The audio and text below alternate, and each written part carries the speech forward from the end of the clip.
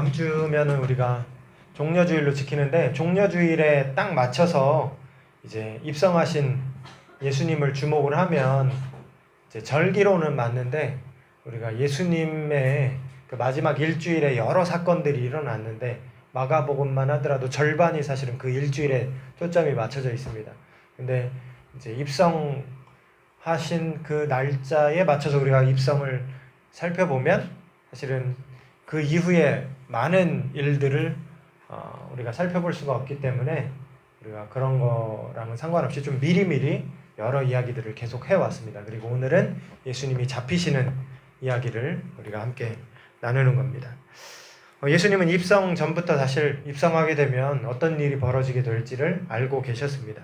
그래서 예수님도 마음을 굳게 잡서야 했고, 그간의 제자들에게도 여러 번 일러서 이후에 일어날 상황을 너희들이 대비하라 라는 그러한 의도로 계속해서 제자들에게 말씀을 해주신 거죠.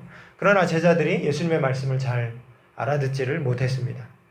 예수님이 바리새인과 서기관들의 누룩을 주의하라 라고 말씀을 하면 제자들은 이게 지금 예수님이 떡 얘기하시는 줄 알고, 우리가 지금 다음 끼니 먹을 식량이 부족한데 예수님이 그걸 얘기하시나?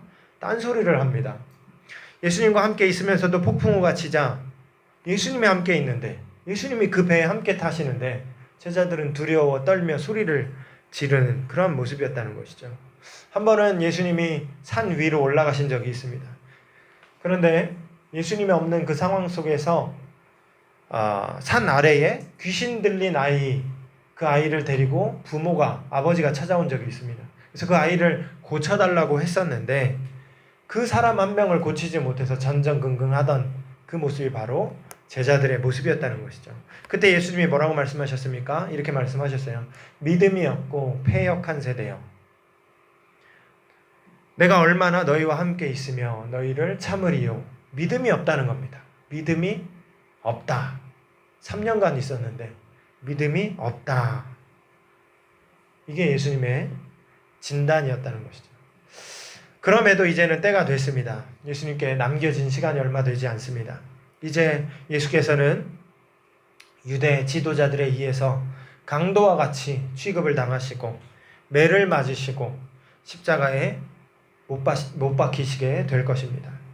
그리고 이제 그 일을 앞두시고 예수님은 감람산에서 마지막 생명을 건 기도를 하나님께 올려드리는 겁니다. 우리가 읽은 39절에 보면 습관을 따라 기도하셨다 그랬습니다. 습관을 우리가 읽진 않았네요. 그 앞에 부분에 보면 39절에 보면 습관을 따라 기도하셨다. 누가복음은 예수님이 기도를 하시는 장면들을 많이 기록해 두었습니다. 그 중에서도 습관을 따라 기도하셨다라는 언급이 여기저기에 나옵니다. 예수님은 기도하는 습관이 있으셨던 겁니다. 밤이 맞도록 기도하시고 또 때로는 새벽에도 일찍 나가서 기도하셨습니다. 예수님이 어떤 기도를 하셨을까? 기도의 내용을 알 수가 없습니다.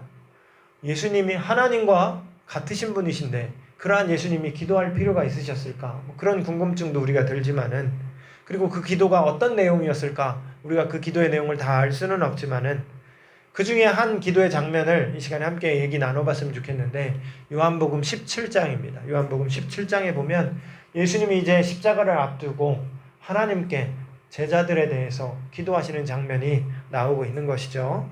제가 이거 같이 넣어달라고 했는데 우리 1절부터 11절까지 한번 교독해 보도록 하겠습니다. 제가 먼저 읽을게요.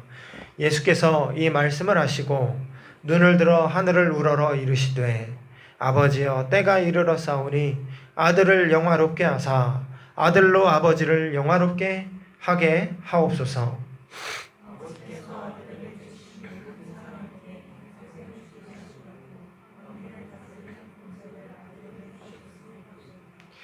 영생은 곧 유일하신 참 하나님과 그가 보내신 자 예수 그리스도를 아는 것이니이다.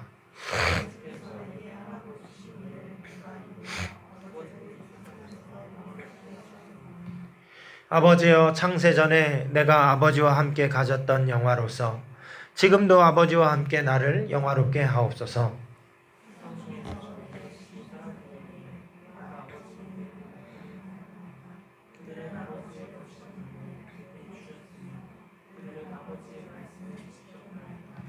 지금 그들은 아버지께서 내게 주신 것이 다 아버지로부터 오는 것인 줄 알았나이다.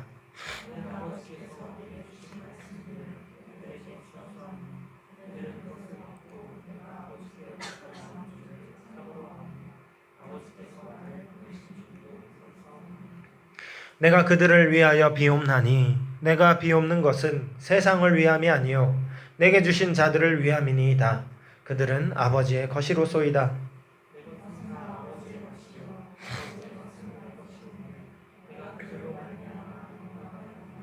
함께합니다. 나는 세상에 더 있지 아니하오나 그들은 세상에 있사옵고 나는 아버지께로 가옵나니 거룩하신 아버지여 내게 주신 아버지의 이름으로 그들을 보전하사 우리와 같이 그들도 하나가 되게 하옵소서.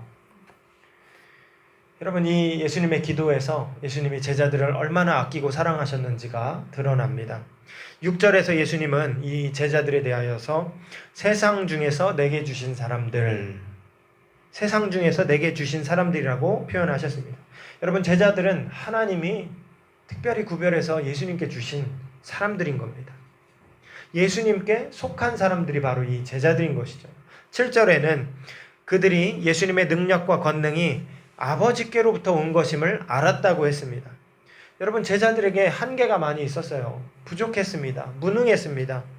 믿음이 부족했지만은 여러분, 그들에게 있었던 좋은 모습은 뭐냐면 예수님의 권능이 하나님께로부터 왔다라는 것을 알고 있었고 그것을 믿는 사람들이 이 제자들이었다는 것이죠.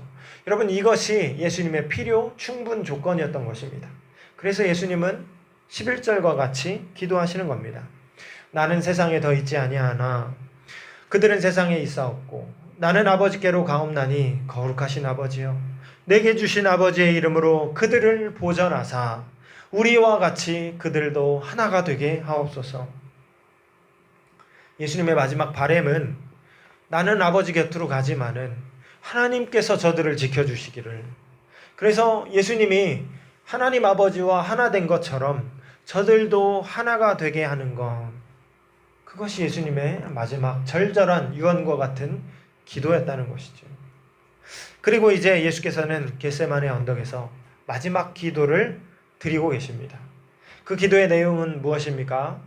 42절에 보시면 아버지, 만일 아버지의 뜻이거든 이 잔을 내게서 옮기시옵소서. 그러나 내 원대로 마시옵고 아버지의 원대로 되기를 원하나이다. 여러분, 예수님이 하나님이시니까 십자가가 예수님께 쉬웠을 것이다 라고 생각한다면 그것은 오산입니다.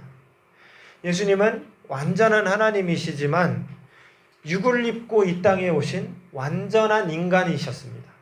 이 두 가지가 상충되지 않고 두 가지 다가 진리인 겁니다.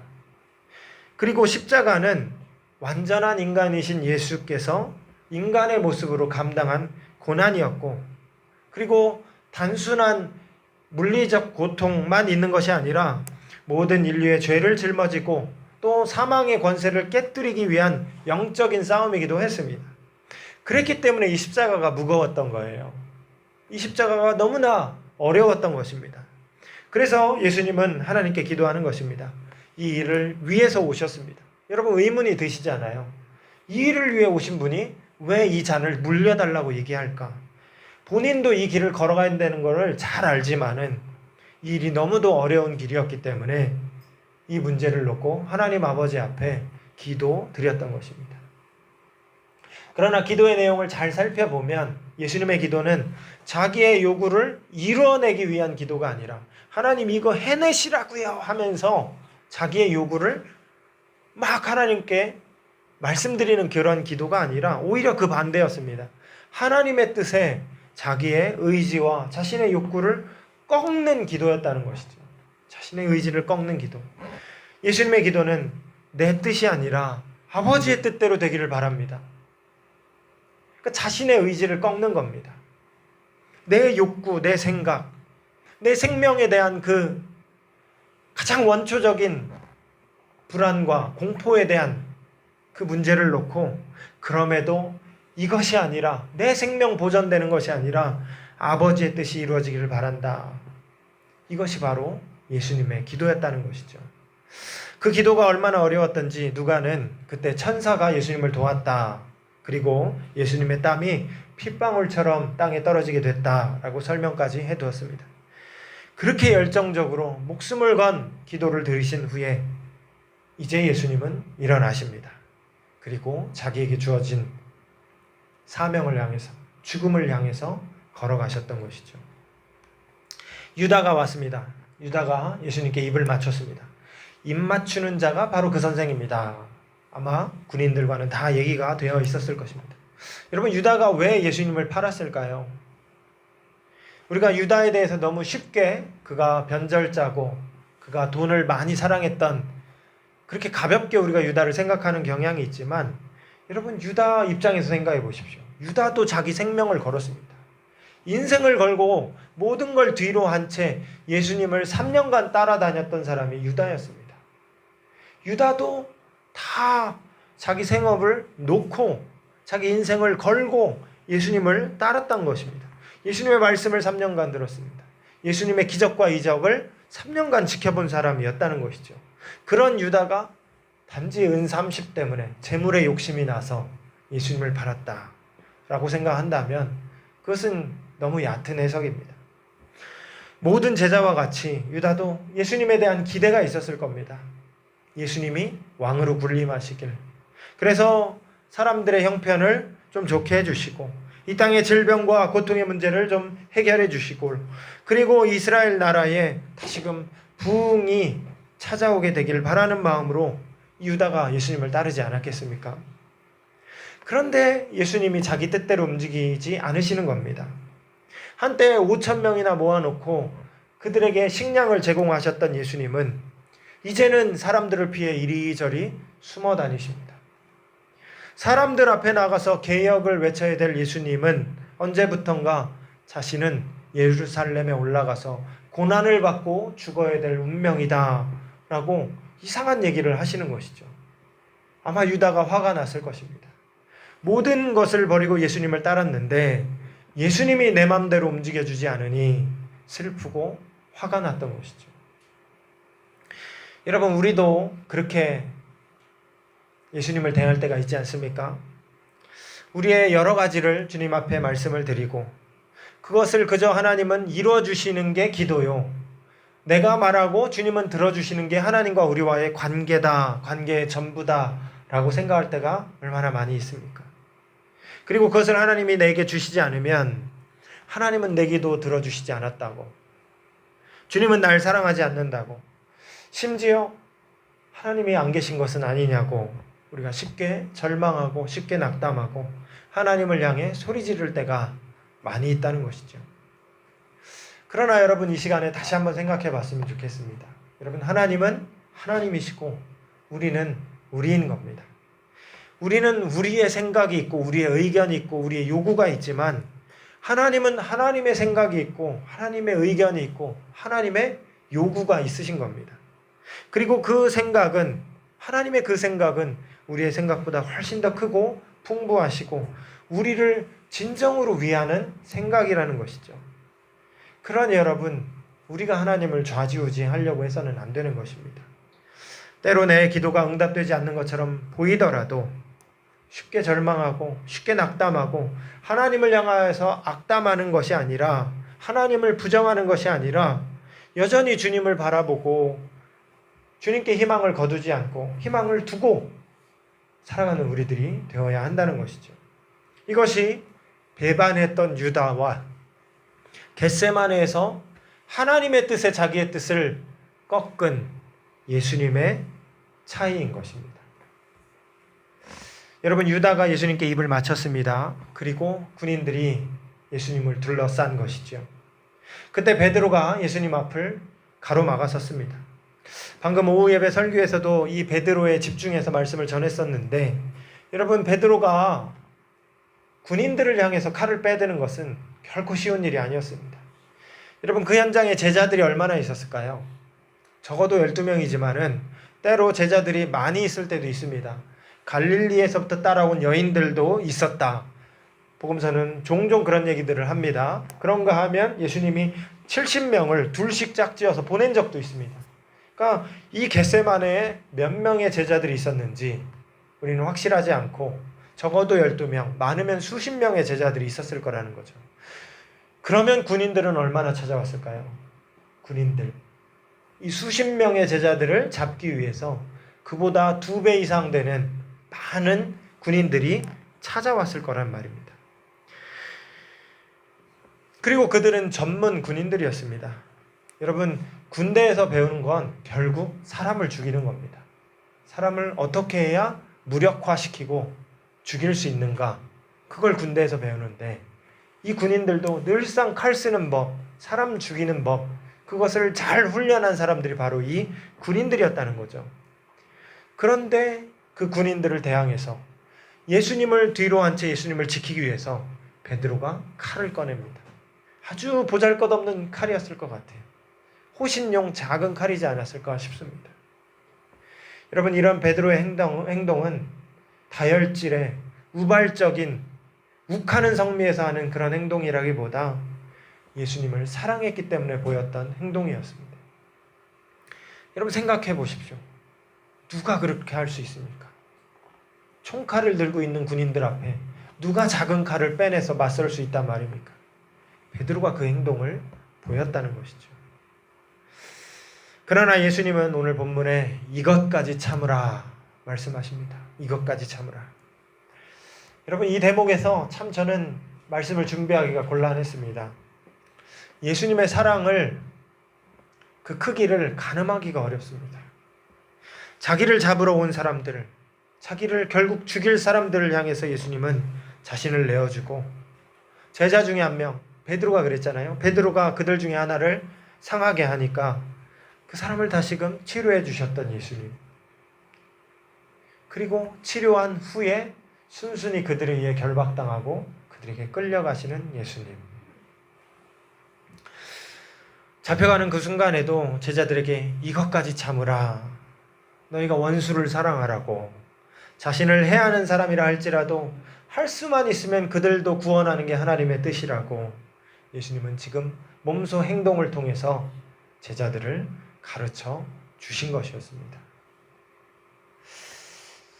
말씀을 정리합니다. 여러분, 결국 예수님은 자기의 운명을 받아들이셨습니다. 자기는 죽음의 길로 가지만 이 길은 모든 백성들을 살리는 길이었습니다. 자신을 희생해서 죄와 사망의 모든 악한 권세를 끊어내는 길이 바로 이 길이었습니다. 당신께서 사랑하신 사람들, 아버지께서 나에게 주신 사람들, 그 사람들을 살리기 위해서 예수님은 험난한 십자가의 길, 그 길을 향해 걸어가신 것입니다. 사순절이 깊어지고 있습니다. 이제 다음 주면 예수님의 입성을 기념하고 축하하는 종려주일입니다. 그리고 그 다음날 월요일부터는 고난주간이 시작이 됩니다. 이 좋은 봄날에 그토록 끔찍한 일이 벌어졌습니다. 온 세상의 창조주이신 예수께서 피조물에 의해서 죽임을 당하셨습니다. 그리고 그 일이 사랑하는 제자들을 위한, 그리고 2000년이 지나서 제자의 제자의 제자의 제자인 저와 여러분들을 구원하시기 위한 사건이었음을 여러분 다시 한번 생각해 보시고 그것을 깊이 마음속에 다시 한번 새겨보시고 주님께 감사하며 주님을 기억하며 살아갈 수 있는 저와 여러분 될 수 있기를 간절히 소원합니다. 기도하겠습니다.